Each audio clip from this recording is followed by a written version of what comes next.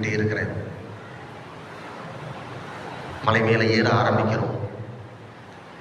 கரடு முரடான பாதை, கல்லுலாம் கிடக்குது.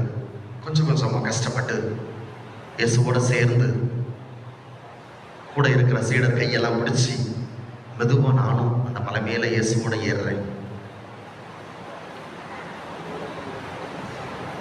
மலை மேலே ஏறியாச்சு. இயேசு இன்னும் கொஞ்சம் உயரமா இருக்கிற அந்த இடத்துக்கு ஏறி போறார்.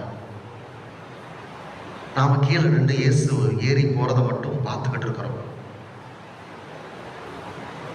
நம்ம தலை உயரத்திற்கு மேலே இயேசு அந்த மலைய மேல நிற்கிறார்.